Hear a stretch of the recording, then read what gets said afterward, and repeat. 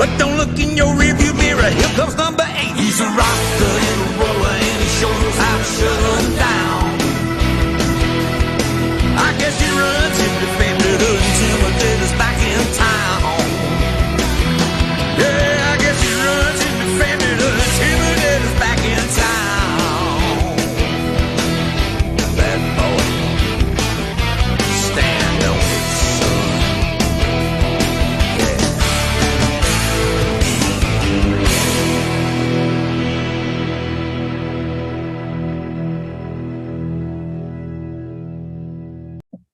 And welcome to the NAS Boys podcast. So today is a very different episode where today we are going to be interviewing a late model driver, and his name is Travis Braden. So Travis, thank you so much for joining our show today. Yeah, I appreciate you guys having me on. So this is a question, very basic question that we ask all our guests. How did you get into NASCAR?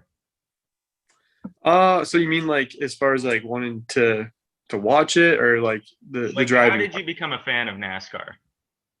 The earliest memory I really have is I think it was the 1998 or 99 Daytona 500. My dad had gone for years with friends and stuff, and I was about 4 or 5 years old at that point.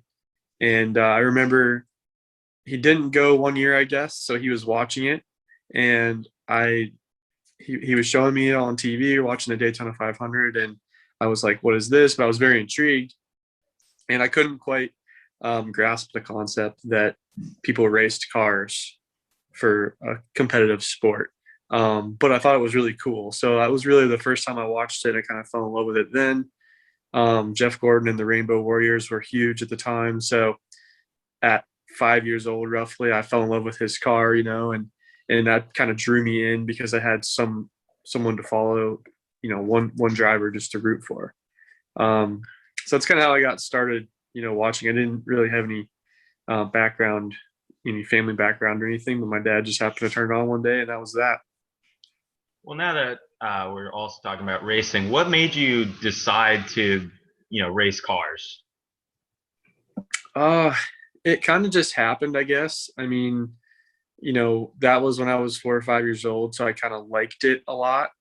But I also liked other things. I liked football. I liked other forms of racing, like dirt sprint cars and stuff like that. I liked dirt four-wheelers, ATVs, dirt bikes, all that stuff. And so I kind of had I grew up on a farm in the mountains in West Virginia, and I always had, a four-wheeler and stuff to ride. So I kind of had the need for speed, if you will. Right. But it wasn't just stock car racing at first that drew me in.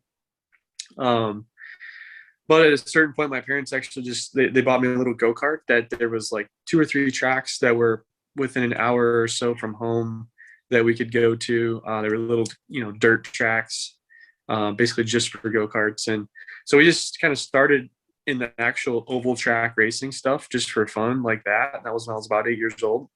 And it was just, the competitive nature took over. Eventually I started to do well, and I wanted to do even better, and my dad loved it as well. So it just kind of happened. And it wasn't probably until I was like 13, 14, 15 was when I really started to think that I wanted to pursue it. And then I really didn't think I had a shot, but once I turned 16 or 17 years old, I got a few opportunities that made it possible to get this far. So it's been a journey, but it's been one of those things I know I've never, when people ask that question, I can't look back and say like, here's when and here's the day. It just kind of evolved into something that became my whole life.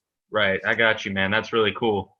So I'm reading about you really quick, and you made your first start in ARCA in 2015 at Lucas Oil Raceway, where you won your first race, edging out current star William Byron. So what was that like, racing with William? Travis Braden, by putting 4 tires on our most recent caution, chased down William Byron and put him away. Now all he's hoping is no caution flags, because he knows he's made his bed. He's staying on the racetrack, and just about everyone behind him now is going to come for tires if the caution comes out. William Byron has led 119 laps as our leader is in heavy traffic right now. He's going to split through the center there, and here's how he got the lead, Phil. Yeah, William Byron got caught behind A.J. Fike in the 27 car, slowed his momentum a little bit. Travis Braden with those newer tires just drove to the inside of him, was able to get down, the throttle down, had that good bite up off a corner, and made the pass for the lead. And coming down to 2 laps to go here at Indianapolis, will we stay green, and can he pull it off? And remember, in the ARCA Racing Series, if the caution flag were to come out on the last lap, we would not finish it under caution, so he's got to hold his breath for another lap and a half. Let's give a call out to a couple of his sponsors tonight. Mathewson Garage and A1 Towing is on this race car tonight, and the white flag will come out from Travis Braden. One more lap around. Can he hold on, and will we stay green? That's all that matters right now to him, and will we stay green? He has a 3-second lead on William Byron. Just needs to keep this car straight, but he needs the rest of the 26 cars on the racetrack still to keep him straight. Crew Chief Matt Weber made the call to put 4 tires on, and it's going to pay off tonight for Wheeling, West Virginia's Travis Braden. He wins at Lucas Oil Raceway Park. You just won the ARCA Racing Series race at what it could be one of your best tracks. This is your A start here, but how big is this win with Matt Weber making that call? He's a genius, I tell you what. I was questioning him. I was like, man, you're an idiot. I didn't say that, but that's about what I wanted to say. And I can't believe we just did that. I don't even know what to say. Travis, when it comes to getting this car ready, you got Matt involved. He knows what's going on when it gets the car fast, but you're the wheel man. What was the difference tonight once you got those 4 fresh? Well, it wasn't just that we had 4 fresh tires, but he made a heck of an adjustment on that first pit stop with 2 tires. And we kept it the way it was right there. And, man, I think it was the rock come off the corners. I don't even know what to say. Yeah, I mean, that was obviously a big deal, just being my first race. At the time, I was a dual major student at WVU, studying 2 engineering degrees, which I did complete. And so it was kind of cool because William was racing Liberty University colors at the time. So, and I think that season we actually played them in football. So it was interesting, little rivalry there. And it was just a big deal for me. I was sponsored by the university at the time. So, you know, to win, it put me on the map. I mean, I'm still racing today 100% because of that one race. That one race put my name far enough on the map that it didn't propel me all the way to NASCAR yet, but I was given a lot of opportunities the next couple of years just because of what that one race did. So that was huge. And there was a lot of big names in that race too, like Chase Briscoe. I think it was his first ARCA race. Trying to think of who else. There was like 6 or 8, maybe Chris Boucher might have been still in the series at the time. So it meant a lot just to be making my first start, but to win it with all the circumstances behind me with WVU and stuff, just where I come from, it just meant so much. And it's always been 100% the most memorable win for sure. Right, that's great. Another question I have is you also won one of the biggest late model races, if not the biggest late model race, the Snowball Derby. Take me through your thoughts when you heard that the original winner got DQ'd and you had won it. So it's definitely a weird thing. You know, I have the trophy and forever will be considered a winner of the race, but I've never actually led a lap of the race. You know, I passed into second place with like 10 to go, and I got spun actually, went to the tail, but then they all wrecked on the restart, and it just played out to where I ended up finishing second and then eventually got the win. But it was weird, you know, because for us, like when we finished second initially, I mean, there were tears. It was the biggest accomplishment I felt of my career. In a lot of ways, it was actually more meaningful than the ARCA race at Lucas Oil, just because of just how big the Snowball Derby really is. So I don't know what it was. You know, it was like 2:00 in the morning when we were actually eventually declared the winner in the tech shed. So it wasn't really quite so dramatic because 3 or 4 hours had gone by, and after a couple hours, you start to realize that there's a chance, right, that something might be going wrong, and you might become the winner by default. So it was on my mind for like over an hour at least. So when they finally said, hey, you know, here's the trophy you won, it was huge. I mean, it was crazy. But just finishing second and the accomplishment from starting at the tail of the field, passing all those cars, getting to the front, That's really what meant the most to us. It wasn't just getting that trophy at the end. It was truly the fact that we earned a great finish in that race that was good enough to actually, put yourself in position. I think about 50% of the time, the winner doesn't pass Tech at the Snowball Derby. So part of racing is just being in the position, and we did that. So we were very proud of that part of it, for sure. I got you. Yeah. Now let's get into a little more about like NASCAR. What did you think of the Gen 7 reveal today? I thought it was great. Everything that they're trying to do, I agree with for the most part. I think there are some risks they're taking that, with any risk, right, there's a chance it could go wrong. But, I think they understand that the future is coming, and got to be kind of on track with it at the very least, if not ahead of it. But it'll be interesting to see how it goes. I'm sure there'll be hurdles and stuff, but the cars look great.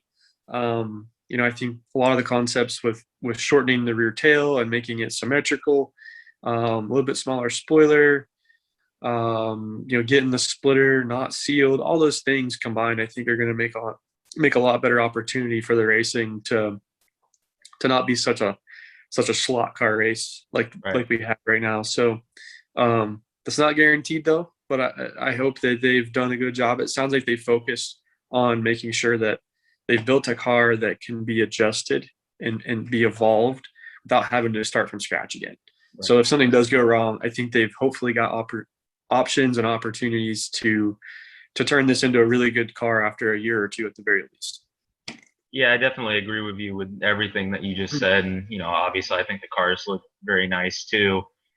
So who is your current favorite driver right now? I know you said Jeff Gordon was, your favorite growing up, which was another question I was going to ask you, but who is your current favorite at the moment? Well, my sentimental favorite's definitely got to be BJ McLeod, right? I mean, partners of ours with the late model program, the short track, BJ McLeod Motorsports with Travis Braden program.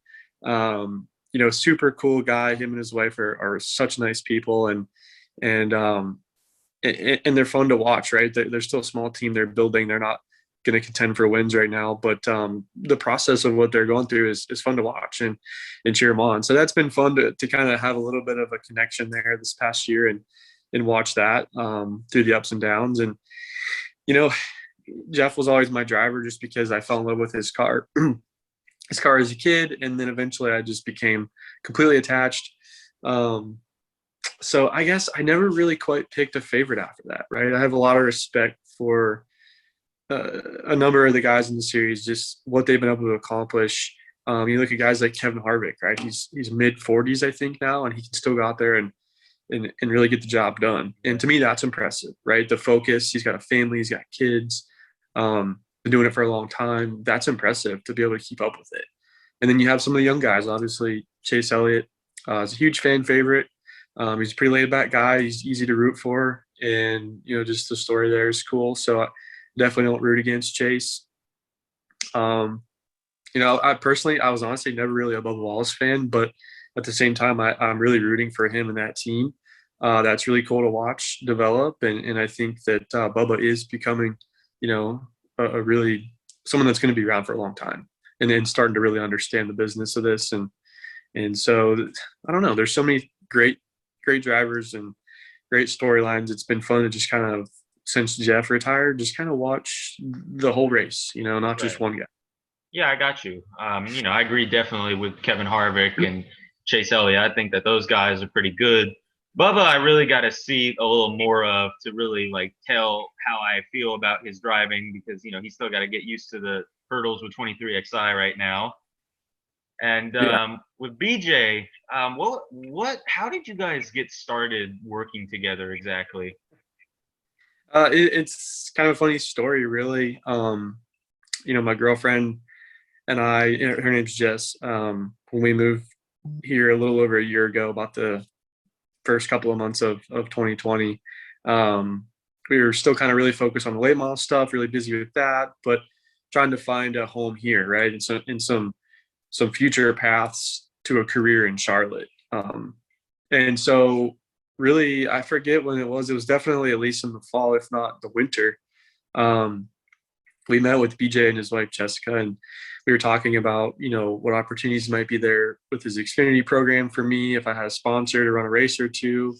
And that was really what the meeting was about. But BJ, had a very successful career in late models, about 10 years before me. He's about 10 years older than I am.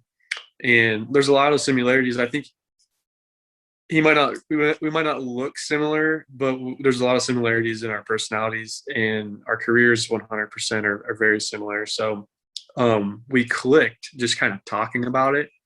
And, honestly, really, we just, we were chatting about it and was like, man, a goal of mine is to, my focus is NASCAR at this point, but a goal of mine is to eventually own my own late model stuff. And he was like, well, I used to own my stuff, and we had to kind of focus on the NASCAR stuff and leave that behind, but I've always wanted to get back into it. So if you want to get back into it as partners, we should talk about that at some point. And it was just one of those days, right? It was like, why not? I mean, we talked about obviously a lot of details underneath of that would make it possible, but it just made sense really when it come down to it. A couple of weeks went by and we decided, hey, let's give it a shot. We're not trying to go out and set the world on fire. We're taking it easy. We got one car that's being built right now. It's almost done. Going to go out and try to build success right off the bat and just see what that holds. But definitely, really proud of working with them. They're great people. And honestly, if you look at, you got people like Rick Hendrick and Joe Gibbs and Roger Penske in the sport, and those guys aren't going to be there forever, right? And so who's the next layer that's coming up that's going to kind of replace them? And personally, just getting to know BJ and Jessica, I think that they're poised for that success, along with Matt Tift, of course, and just the whole group there. It's a small effort still right now, but they are on a mission for sure. So I hope people are paying attention right now, because I think they're going to be surprised here in a little bit. All right, I hope you're right. I would love to see BJ succeed. Josiah, you got any questions for him? Oh yeah, I actually have two questions. Yeah. First of all, I want to say it's really good to talk to you. Actually, I don't know if you remember or not, but I did interview you for my YouTube channel. But Yeah. that was Yeah, fun. I remember you. Yeah, so yeah, it's good to talk to you again. So Absolutely. question I have is, how do you because we know racing is like a really hard thing, probably one of the, I know it's like a different breed of sport, but it's definitely one of the hardest sports. So how do you work out and prepare for the races? Honestly, I don't do a good job of it. Especially lately, I've just been so focused on building a short track program and building some other stuff, kind of in my personal life. And, as I'm in my mid 20s now and working on some other things, I have done a bad job. I'm not in bad shape by any means. We're always doing something. We're always on the go. We're not ever just sitting around, but over the years I raced so much that I was in great shape just because I was so busy with that. But as this past year has been a little bit less racing and a little bit more work, I've realized that that's something that needs tended to for sure. So when I do work out, when I have worked out in the past, I love to just kind of take an early morning somewhere, go run on the bike a little bit, just take it easy on the knees and stuff, get warmed up. Mostly, just endurance train, because these cars do take a lot of strength to drive. But I felt that over the years, what really will affect your performance in a race is when you get tired, and you can't sustain the endurance the whole race. So that's what I focus on, and just kind of putting yourself in a situation like in a race car, right, where your heart rate's sustained really high, you're really hot and you're really sweaty, and just kind of simulate that race condition over and over again to where when you go out in the real car, it seems easy. Okay, so so also this question is kind of it's a little more off topic with what I just asked, but do you play any racing video games? Do you play much of those? Because I know you do iRacing. Yeah, of course I do iRacing, which really, not really a game, of course, right? It doesn't have any of the arcade features. So I do quite a bit of iRacing because it does really apply to, almost like practice. But I haven't played any of the new games. I used to play all the NASCAR games, you know. I was a big Dirt to Daytona guy. Every now and then I still fire that game up. Excuse me. Even just over quarantine here, I think I was playing it a couple of times, playing the career mode on Dirt to Daytona. So I don't, but I know that the landscape there of the NASCAR gaming on the console side is really evolving. And I think there's some great things coming next couple of years. So I'm excited for that. And I would love to get back into it, honestly. So I might be getting back into that a little bit. I just haven't been on the console game stuff lately. Right, I got you. You know, I don't really play the console games that much either. I've been playing Inside Line a little bit though. Yeah, And I got you. I'm sorry, go ahead. Okay, sorry about that. One more question for you. What advice would you give to somebody, like one of our younger viewers, for example, who wants to become a race car driver, whether it's NASCAR, IndyCar, or late models? What advice would you have to give to them? I would definitely give them, number one advice is, you know, just like anything, but I would say probably racing's probably the toughest thing in the world when it comes to this, is just be prepared for ups and downs. You know, there's going to be days when you deserve something and you're just not going to get it, no matter how much you deserve it. But there's typically days where you get something that you didn't necessarily see coming or sometimes deserve. You know, like it's a very volatile world, and so that's the first thing. Just be prepared mentally for that, but have fun with it. You know, I started out racing, like I said, for fun, and it was probably 5 or 6 years before it got taken like a career, you know, that seriously. But even the first few years of taking it very seriously, I was doing it for fun, you know, and if I lost the fun part of it, I probably would have not wanted to keep doing it. So with that, as you get older and you get more serious into the business side of it, there's definitely a lot of parts of this sport that can suck the fun out of it. So keeping that in the back of your mind. There's been times that I didn't, and I got a little bit burned out just from all the hard work that goes in, and sometimes not a lot of reward. So that's my 2 pieces of advice. Just have fun with it, and keep in mind the bad times are going to come. So be prepared for those so that you can work through them and sustain, you know, keep in the seat and come out on the other side and be successful. Well, I think that's great advice, especially for anything anyone wants to do, not just NASCAR, really anything in life. So, you know, thank you so much for coming on this show. We really appreciate it. Go follow Travis on Instagram and support his racing career. I'll definitely be keeping an eye on you, and hopefully we can see you in NASCAR someday. All right, guys. Well, thank you very much, and wish you the best with everything. If you ever need anything, just let me know. All right, thank you. And thank you guys so much for watching. Comment, like, and subscribe. And we will see you guys in the next episode. Peace. Peace.